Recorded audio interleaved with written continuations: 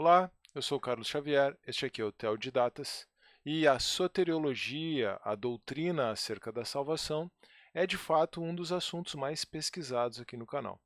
Os vídeos sobre soteriologia têm milhares de visualizações aqui, e eu cheguei até a postar um webinário sobre soteriologia. Mas eu me dei conta que seria interessante ter esse conteúdo todo organizado, sistematizado e de fácil acesso num único vídeo. Por isso, então, eu estou postando agora este conteúdo chamado de Soteriologia Comparada. Usando o recurso dos 5 pontos, nós vamos estudar primeiro a soteriologia da patrística, os 5 pontos da patrística até Agostinho, na perspectiva de Ken Wilson. Depois nós vamos passar pelos 5 pontos do calvinismo, 5 pontos do arminianismo e 5 pontos do molinismo. Por fim, eu vou apresentar algumas considerações adicionais sobre a graça de Deus e vou fazer algumas observações sobre metafísica e teologia também, que me parecem importantes quando nós tratamos deste assunto da soteriologia. Tá bom? Então vamos usar o recurso dos 5 pontos.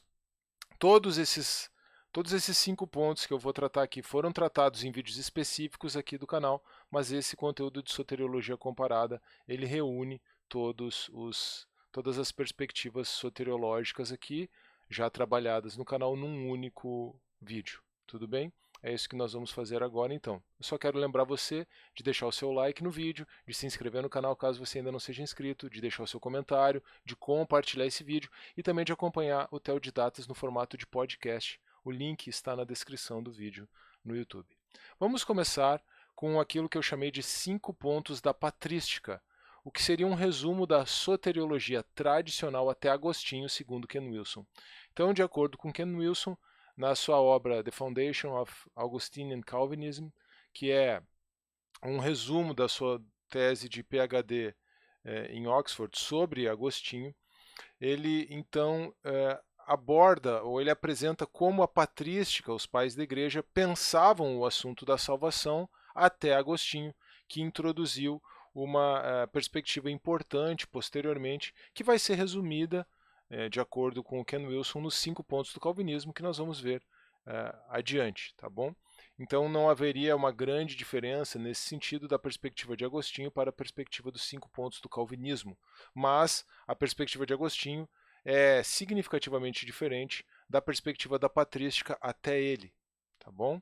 E aí então, usando esse recurso dos 5 pontos, esse acrônimo, vamos passar por essas 5 afirmações que Ken Wilson faz sobre como os pais da igreja entendiam a salvação até Agostinho. O acrônimo é GRACE, que é graça em inglês, e começando com o G de God offers salvation equally. God offers salvation equally. A tradução é Deus oferece salvação igualmente, ou seja, não há distinção na oferta de salvação. Não há uma salvação que seja ofertada de forma diferente ou especial para escolhidos e não escolhidos, certo? Embora, claro, exista uma escolha, exista uma eleição da parte de Deus, mas a salvação é oferecida de forma indistinta da parte de Deus. Depois nós temos o R, Residual Free Choice Response, a resposta ou a responsabilidade pela livre escolha residual, ou seja, cabe ao ser humano, em razão dessa livre escolha residual que ele tem, em razão do livre-arbítrio, ainda que o livre-arbítrio tenha sido afetado pelo pecado, isso Agostinho vai trabalhar muito depois, né? Ainda existe um livre-arbítrio residual e esse livre-arbítrio residual, essa livre escolha residual, estabelece a responsabilidade humana. Todos os seres humanos são responsáveis pelos seus atos e com a salvação não é diferente. Por isso, ao passarmos para a terceira letra, o A, nós temos a afirmação de que a expiação é universal, ou a expiação foi feita universalmente. Atonement universally. Então, a morte de Cristo foi por todos os homens, uma expiação universal. Isso significa que todos são salvos? Não, claro que não. Por quê? Voltando para o ponto anterior, porque a salvação depende dessa responsabilidade pela livre escolha individual. Passando ao C, então, a afirmação que Wilson faz sobre a eleição é a eleição condicional baseada na presciência divina, ou conditional election based on foreknowledge. Então, a eleição é condicional baseada na presciência divina. Deus proporciona graça suficiente para todos, no final eu vou trabalhar um pouquinho mais sobre isso. A expiação é para todos, mas aqueles que são eleitos da parte de Deus, eles são eleitos com base na presciência, com base no fato de que Deus antevê aqueles que vão responder à graça de Deus manifestada em Cristo Jesus. E por último, a letra E, Eternal life for those who respond in faith. Vida eterna para aqueles que respondem em fé. Então a vida eterna depende da resposta humana, a resposta em fé. E a gente poderia entender que a perseverança também está embutida aqui neste último ponto, tá bom? O que é o mais importante destacar aqui? É essa eleição condicional baseada na presciência, tudo bem? Isso aqui eu acho que é o mais importante. E também a questão da expiação universal, né? Da morte de Cristo por todos, do sacrifício de Cristo por todos, porque aqui é que vai haver uma importante distinção, uma importante diferença adiante, quando nós considerarmos os 5 pontos do calvinismo e os 5 pontos do arminianismo em contraste. Aí agora nós podemos então dar um certo salto, né, até a época da Reforma Protestante, lembrando, e depois, né, mais precisamente, os 5 pontos do calvinismo e do arminianismo, eles decorrem de uma controvérsia que acontece no começo do século XVII, a remonstrância arminiana e depois o sínodo de Dort. Lembrando que o Luís de Molina, é do século XVI também, da Reforma Católica ou da Contra-Reforma, e os 5 pontos do molinismo, na verdade, eles são bem mais recentes, tá bom? Na verdade, os 5 pontos do molinismo, os 5 pontos do molinismo, eles foram apresentados inicialmente dentro de uma perspectiva reformada, tá bom? Quem apresentou os 5 pontos do molinismo originalmente, ou melhor, quem apresentou esse acrônimo ROSES originalmente, foi um teólogo reformado chamado Timothy George. E aí o Kenneth Catley, é que se apropriou desse acrônimo, entendendo que ele seria muito pertinente, muito compatível, que ele seria compatível com a sua perspectiva molinista sobre salvação e soberania. O título do livro do Catley é Salvation and Sovereignty, Salvação e Soberania. Então é ali que ele apresenta esses 5 pontos do molinismo, mas originalmente eles foram apresentados numa perspectiva reformada, tá bom? Também preciso esclarecer que o molinismo não é sobre esses 5 pontos. O molinismo é sobre o conhecimento médio de Deus, ou a ciência média de Deus. O conhecimento certo do valor de verdade que Deus tem acerca das proposições contrafactuais e especialmente os contrafactuais de liberdade das criaturas.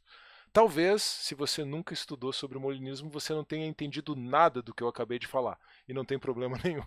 O meu objetivo aqui não é tratar da essência do molinismo. Aliás, tem um vídeo chamado Essência do Molinismo aqui no Teodidatas, tá bom? O meu objetivo aqui é só dizer que essa perspectiva do molinismo aqui não é exatamente o centro do molinismo, ele é uma aplicação, é um desdobramento do molinismo, mas é quase como uma perspectiva reformada um pouco amenizada, tá bom? Vamos começar com os 5 pontos do calvinismo, então. Os 5 pontos do calvinismo são resumidos num acrônimo conhecido como TULIP, ou tulipa em inglês, certo? Então, TULIP, para cada letra uma frase, uma ideia. Então, vamos lá. Começando com o T, Total Depravity, depravação total. A depravação total do gênero humano. Todos pecaram e estão destituídos da graça de Deus, Paulo afirma em Romanos 3. Todos os pecados estão destituídos da glória de Deus, desculpa, não da graça. Todos os pecados estão destituídos da glória de Deus, Paulo afirma em Romanos 3. Aí começam os pontos mais complicados, vamos dizer assim, dos 5 pontos do calvinismo, começando com o unconditional election, ou os pontos mais controversos, talvez seja melhor dizer. Unconditional election, eleição incondicional, ou seja, a eleição ela é baseada exclusivamente numa decisão no decreto divino, aqueles que são salvos, são baseados exclusivamente numa decisão, num decreto divino, e não em qualquer condição preenchida pelos eleitos. Unconditional election, eleição incondicional. Limited atonement, o L, limited atonement, expiação limitada, ou seja, o sacrifício de Cristo foi apenas pelos eleitos. Veja que agora está tudo conectado, tá bom? O sacrifício de Cristo foi apenas pelos eleitos, expiação limitada. O I é de irresistible grace, graça irresistível. Como Cristo morreu apenas pelos eleitos e como a eleição deles é incondicional, a graça de Deus manifesta aos eleitos é irresistível. Os eleitos não podem resistir à graça de Deus. Essa aqui, na minha perspectiva, é uma das afirmações mais complicadas. As três são complicadas, né? Além de serem controversas. Mas eu vou deixar para trabalhar um pouco sobre isso mais no final. Por fim, perseverance of the saints, a perseverança dos santos, aqueles que foram eleitos, aqueles que são objeto do sacrifício expiatório de Cristo, aqueles que receberam uma graça que é irresistível. Ora, se a graça é irresistível, essa graça de Deus os fará perseverar, fará com que os santos perseverem até o fim, por isso a ideia da perseverança dos santos. Tá bom? Vamos passar para os 5 pontos do arminianismo. Depois, no próximo slide, eu vou rearranjar as coisas aqui de tal maneira que você possa ver cada ideia relativa à seguinte, a ideia de as ideias de cada de cada uma das perspectivas aqui alinhadas, certo? Mas vamos falar sobre os 5 pontos do arminianismo. O acrônimo é FACTS, fatos em inglês, então começando pelo F, freed by grace, livres pela graça. Aqui é importante nós entendermos que a graça de Cristo, a perspectiva arminiana é essa, a graça de Cristo, pelo menos a perspectiva arminiana tradicional, a graça de Cristo ela reabilita os seres humanos. O sacrifício de Cristo reabilita os seres humanos de tal maneira que eles podem escolher livremente seguir a Cristo ou não segui-lo, certo? Então, freed by grace, livres pela graça, tem esse sentido. Por isso que a expiação é para todos, ou em inglês, a letra A, atonement for all. A expiação é para todos, Deus morreu, Jesus, de acordo com a presciência e o desígnio de Deus e o decreto de Deus, morreu por todos. Veja que as perspectivas aqui acabam sendo muito parecidas com aquelas lá do Ken Wilson, o resumo dos 5 pontos da patrística que eu já apresentei. Conditional election, eleição condicional. A eleição é condicional, baseada na presciência de Deus, baseada na resposta prevista por Deus à oferta da salvação, à oferta da graça em Cristo. Total depravity, depravação total, não há diferença aqui. E, por fim, security in Christ, segurança em Cristo. O salvo, ele é salvo e ele está seguro na medida em que ele permanece em Cristo. Essa é a versão aqui do arminianismo da perseverança dos santos, mas, como é importante você ter percebido, aqui cabe ao salvo permanecer em Cristo pela sua própria responsabilidade, pelo seu livre-arbítrio, certo? Não há tal coisa como uma graça irresistível na perspectiva arminiana, ou seja, o ser humano pode resistir à graça de Deus. De fato, Paulo afirma algo muito próximo a isso em Gálatas 5:4, né? Que os Gálatas estão separados de Cristo porque pretendem se justificar pela lei, eles caíram da graça. Não vou querer aqui justificar a perspectiva arminiana, nem dizer que nem fazer uma hermenêutica detalhada de Gálatas 5:4, mas só para demonstrar como essa perspectiva de que a graça de Deus pode ser resistida tem uma possível base bíblica, certo? Vamos aos 5 pontos do molinismo, com a ressalva já feita, essa formulação original é do Timothy George, dentro da perspectiva reformada, e o Ken Catley se apropria disso. Qual é o objetivo desses 5 pontos do molinismo? É tentar conciliar a soberania divina com a liberdade humana, certo? Tendo talvez a impressão de que ao tentar conciliar a liberdade humana, o arminianismo, ao tentar afirmar a liberdade humana, o arminianismo deixa um pouco a desejar na perspectiva da compreensão da soberania divina. Lembrando que, embora o molinismo faça isso, concilie soberania divina e liberdade humana, o centro, a essência do molinismo é o conhecimento médio de Deus. Tá? Não é, e o conhecimento médio não está afirmado em nenhum desses 5 pontos. Ele pode estar por trás dos 5 pontos, mas ele não está afirmado em nenhum desses 5 pontos. O acrônimo aqui, até pegando carona na ideia de uma flor, né, da tulipa, do tulip calvinista, o acrônimo aqui é ROSES, mais de uma flor, na verdade, rosas em inglês. Tá? Começando com Radical Depravity, depravação radical. A ideia, na essência, é para ser a mesma da depravação total, mas precisava ser ajustada ao acrônimo, né, ao R, a primeira letra da palavra, mas nós podemos entender que essa depravação radical ela é um pouco menos forte do que a ideia de depravação total, porque a depravação total comunica a impossibilidade de que o ser humano faça o bem. E a depravação radical apenas diz que o ser humano está enraizado, né, numa perspectiva da queda, na perspectiva do pecado, mas ele pode, apesar disso, fazer o bem, né? Porque ele tem liberdade, livre-arbítrio, ainda que afetado por essa depravação radical. O é de overcoming grace, graça triunfante. O que acontece?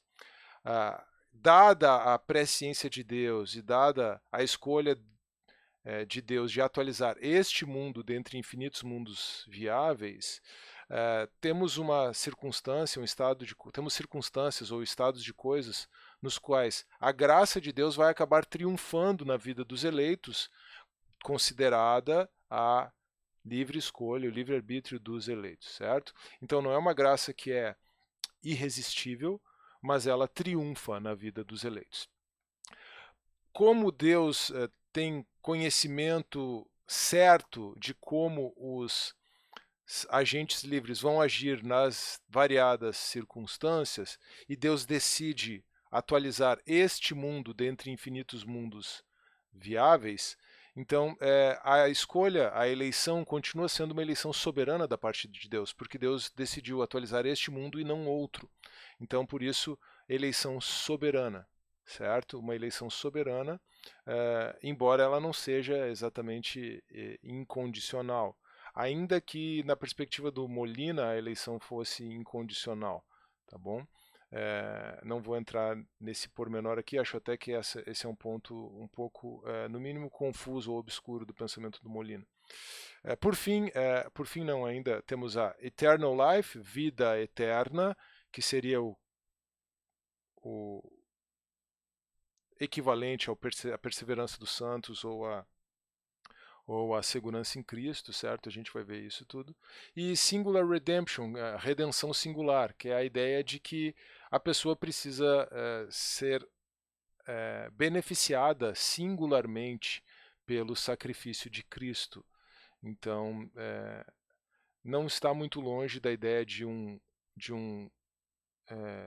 uma expiação universal, mas que tem uma eficácia singular. Depende da resposta da pessoa, tá bom? Agora a gente pode colocar lado a lado essas expressões para ver quais são os seus equivalentes. E agora a gente consegue visualizar bem qual é o equivalente de cada perspectiva ao pensamento da perspectiva anterior.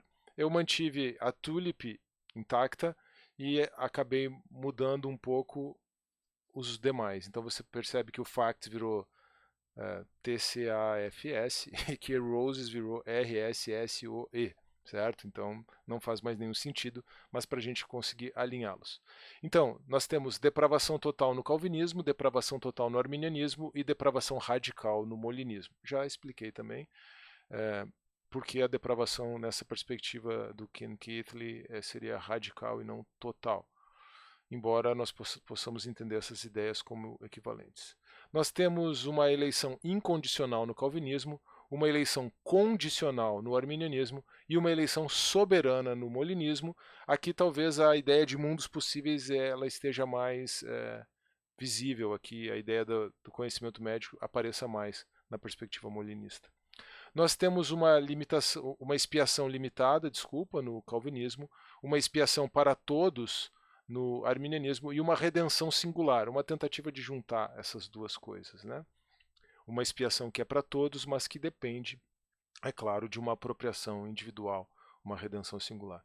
Nós temos uma graça que é irresistível no calvinismo, nós temos a libertação dos seres humanos pela graça de Deus no arminianismo, mas essa graça pode ser resistida, e nós temos uma graça triunfante em razão da presciência de Deus acerca das diferentes decisões que os agentes livres poderiam tomar em diversas e infinitas circunstâncias nas quais seriam colocados, e a graça triunfando na vida dos eleitos no mundo atual, né?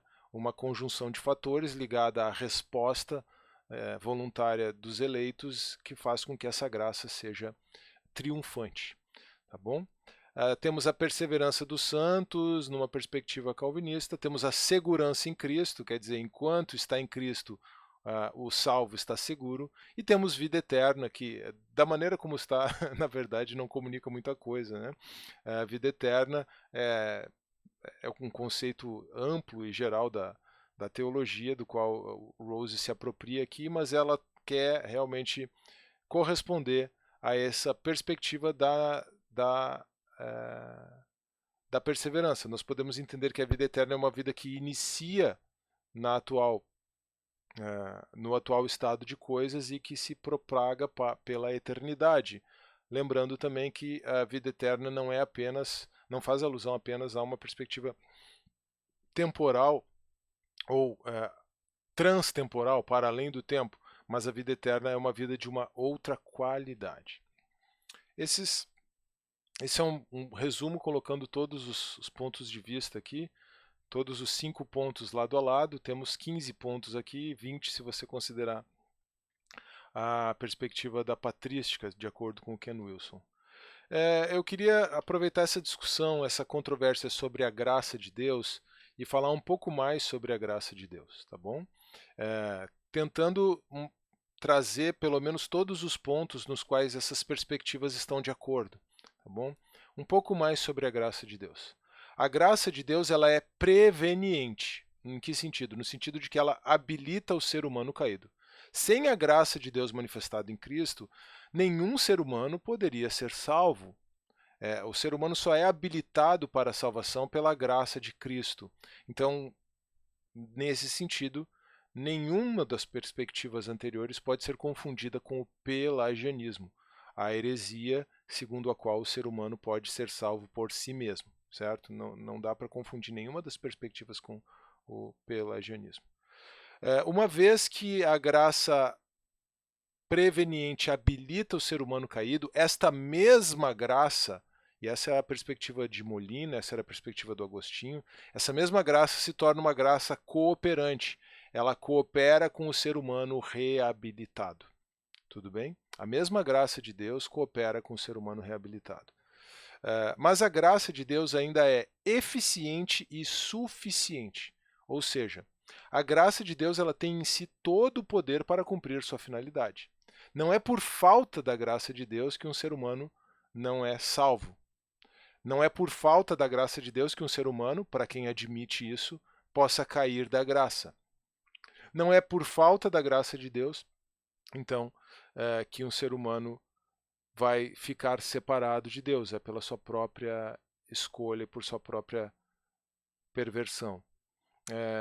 Uma coisa importante aqui é que, além de eficiente no sentido de que tem em si todo o poder para cumprir a sua finalidade, a graça de Deus é suficiente, ao menos numa perspectiva molinista, se nós entendermos que Deus concedeu a todos os seres humanos os meios de graça suficientes para a sua salvação. Tá? Aqui entra uma discussão importante, que nós não vamos fazer neste vídeo aqui, sobre os não evangelizados e sobre aqueles que não são salvos de maneira geral.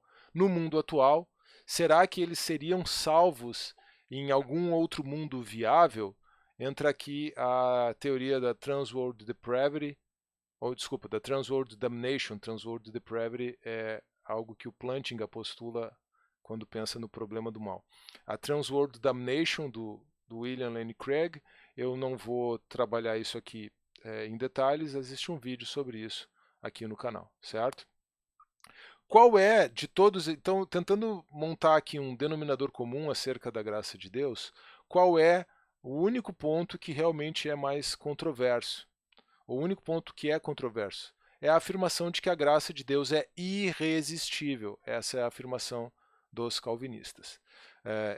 Tirando o fato de que arminianos discordam disso pelo simples fato de afirmarem que a graça de Deus ela é resistível e ela pode ser resistida em qualquer momento da vida de uma pessoa, me parece interessante pensar que graça irresistível, se for tomada literalmente, é uma contradição em termos. Se graça é um favor imerecido, como um favor pode ser irresistível? Como que algo que você recebe gratuitamente pode não ser recusado, certo?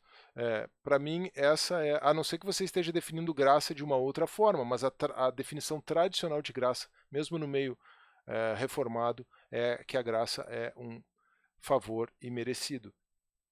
O que eu posso, como contrapartida aqui, como um contraponto, entender é que graça irresistível significa, representa não uma contradição em termos, ou seja, isso não deve ser tomado de forma literal, mas ela representa um oxímoro.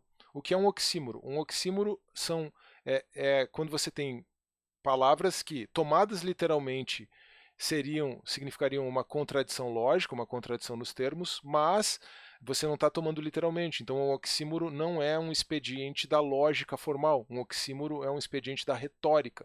E assim você pode fazer uma contradição, afirmar uma contradição sem cair em contradição lógica. Um exemplo de oxímoro é a expressão muito usada hoje em dia: menos é mais. É claro que menos não é mais, menos é menos e mais é mais. Afirmar que menos é mais é uma contradição lógica. Mas quando você afirma que menos é mais, você está querendo dizer que vai ficar melhor, então não é no sentido de mais, mas vai ficar melhor se a pessoa diminuir a quantidade de palavras, a quantidade de tempero na comida, a quantidade de objetos na sua casa. Menos é mais nesse sentido. Vai ficar mais agradável, vai ficar melhor, certo? Essa é a ideia de oxímoro. Em que sentido a graça irresistível seria um oxímoro? Ela seria um oxímoro no sentido de que ela pode, sim, logicamente ser resistida, numa perspectiva arminiana e molinista, mas que quando a pessoa realmente entende o que é o amor de Deus manifestado em Cristo Jesus, não há como resistir a isso. É nesse sentido, é num sentido retórico, reforçando o tamanho da graça, a amplitude da graça de Deus, a beleza da graça de Deus, nesse sentido que eu acho que você poderia usar a expressão graça irresistível. Do contrário, ela se torna uma contradição lógica. E aí as implicações filosóficas desses desdobramentos dos 5 pontos do calvinismo eu já vou mencionar na sequência. Como é que eu procuro entender a salvação de uma forma equilibrada, então, ou melhor, como é que eu procuro entender a doutrina da segurança da salvação de uma forma equilibrada? Se por um lado nós não temos em nós mesmos condição de nos salvar, ou nem mesmo de nos santificar, eu pretendo falar um pouco sobre o Espírito Santo num próximo vídeo, nós podemos confiar que Cristo, de quem nós dependemos, é poderoso para nos salvar completamente, o que inclui o processo de santificação. Então, a graça de Deus tem em si tudo que nós precisamos para a salvação, e enquanto permanecermos em Cristo, permanecermos salvos e seguros, certo? Alguém talvez esteja familiarizado com as ideias uma vez salvo, salvo para sempre, ou é possível perder a salvação. Eu não gosto dessa discussão porque nenhuma dessas expressões é bíblicas, certo? Mas se nós pegarmos lá o que o autor da carta aos Hebreus afirma no capítulo 7, se eu não me engano, verso 25, nós temos um sumo sacerdote que pode nos salvar completamente até o final. E então nós talvez pudéssemos pensar não uma vez salvo, salvo para sempre, nem é possível perder a salvação, mas uma vez salvo, salvo até o fim. A salvação ela é completa, ela inclui o começo, a justificação, lembrando que a justificação é uma metáfora e não deveria ser tomada como uma doutrina sistemática, né? A justificação como uma metáfora, o processo inicial, mas a salvação ela inclui também a santificação, tá bom?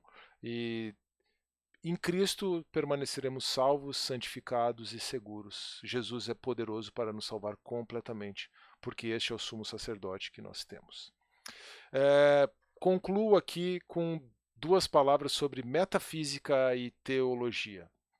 É um assunto que eu acabei tratando muito pouco nesse resumo, porque ele não está presente nos pontos dos acrônimos, é acerca da liberdade. O que é a liberdade?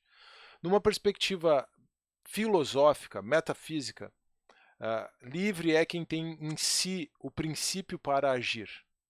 Livre é quem é o princípio da sua própria ação. E isso pressupõe, ao olharmos para o ser humano, a possibilidade de agir em contrário. Olhando simplesmente para um ser humano pode pecar ou não pecar, pode fazer o que é certo ou pode fazer o que é errado. Mas isso não significa que, pelas suas boas ações, os seres humanos possam se salvar, porque eles estão afastados de Deus, porque eles estão mortos no sentido de separação de Deus. E essa é uma condição na qual os seres humanos estão. Quando Agostinho trabalha o livre-arbítrio, trabalha o conceito de liberdade, e ele afirma que o ser humano está com o seu livre-arbítrio afetado a ponto de não ter livre-arbítrio, né? Só ter vontade e inclinação para o pecado, Agostinho, e isso a tradição reformada acaba seguindo, Agostinho confunde o conceito de liberdade teológica com o conceito de liberdade metafísica ou filosófica. E Lutero faz isso, e a tradição reformada após ele segue por esse caminho. O que nós temos? Nós temos em Agostinho um conceito de liberdade que é verdadeiro, é bíblico e é teológico. Talvez seria melhor dizer. É verdadeiro, é bíblico, mas é teológico. O conceito de liberdade apresentado por Agostinho, ele é verdadeiro, ele é bíblico, mas ele é teológico. E o conceito de liberdade em Agostinho é ser livre do pecado para fazer a vontade de Deus. Ser livre do pecado para fazer a vontade de Deus. A graça de Deus é fundamental, ela é imprescindível para isso. Nenhum ser humano consegue se libertar do pecado para fazer a vontade de Deus, nenhum ser humano consegue se libertar do pecado para se salvar a si mesmo, sozinho. Mas isso não significa que o ser humano não pode escolher pelo que é certo ou errado, certo? Ainda que ele possa ter um princípio de pecado dentro dele, um princípio de morte dentro dele, isso não significa que o ser humano não seja livre para agir. Por quê? Porque liberdade, do ponto de vista filosófico, metafísico, é ter em si mesmo o princípio para agir ou não agir, certo? Então, essa talvez é a grande distinção que precisa ser apresentada quando nós consideramos liberdade nesse sentido. Esse conceito de liberdade, contudo, ele é o conceito de liberdade para o ser humano. Esse é um conceito de liberdade que não se aplica a Deus, no sentido de Deus tem em si mesmo o princípio para agir, então, sim, Deus não é coagido por nenhum elemento exterior, mas Deus não pode fazer em sentido contrário, ou seja, Deus só pode fazer o bem, Deus não pode fazer o mal, por definição. Então, se esse fosse o conceito de liberdade, Deus não seria livre. Mas, se o conceito de liberdade dependesse da possibilidade de fazer o contrário, no caso de Deus, fazer o bem ou pecar, Deus não seria livre. Mas é claro que Deus é livre. Então, o conceito de liberdade para Deus resume-se ao fato de que Deus tem em si o princípio para agir. Ele é o princípio da própria ação. Deus não é constrangido por nada externo. O ser humano é livre quando não é constrangido por nada externo, podendo agir ou não agir, podendo fazer ou fazer algo em sentido contrário. Porque Deus nos criou a sua imagem e semelhança, com esse poder de ação, mas Deus também nos ama e nos deu essa possibilidade de agir e até mesmo de rejeitá-lo. Tá bom? Então, eu acho que o que é importante quando nós fazemos essa discussão toda, é distinguir, isso para resumir e para concluir, distinguir entre liberdade do ponto de vista filosófico, metafísico, e liberdade do ponto de vista teológico, certo? Liberdade não é um conceito, liberdade não é um termo unívoco aqui. Liberdade não é um termo unívoco. Quando nós utilizamos liberdade numa perspectiva filosófica, metafísica, ela tem um sentido, e quando nós usamos liberdade numa perspectiva teológica, ela tem outro sentido. E, a meu ver, o problema dos 5 pontos do calvinismo, o problema da teologia calvinista em sentido mais amplo, é não perceber isso e cometer um deslize do ponto de vista metafísico, deslizando no determinismo e às vezes até mesmo no fatalismo, certo? Essa é a grande questão. Tudo é determinado de forma soberana, claro, mas tudo é determinado de forma tão estrita e tão fechada por Deus que, no limite, isso torna Deus o próprio autor do mal. Essa talvez é a grande objeção à perspectiva calvinista, certo? E o determinismo ali é percebido na perspectiva da irresistibilidade da graça que eu mencionei, acaba realmente encerrando essa contradição lógica e esse problema metafísico. E quando nós negamos a liberdade das criaturas, dos seres humanos, nós temos uma série de outros problemas filosóficos e o principal deles aí é o enfrentamento ao problema do mal, tá bom? Mas isso não é assunto para este vídeo aqui. Eu já tenho um conteúdo sobre o problema do mal que eu postei no webinário sobre soteriologia, mas eu acho que está precisando ser renovado está precisando ser renovada essa exploração do problema do mal aqui no canal também. Eu espero que você tenha gostado do conteúdo, eu espero que ele tenha sido instrutivo e também edificante.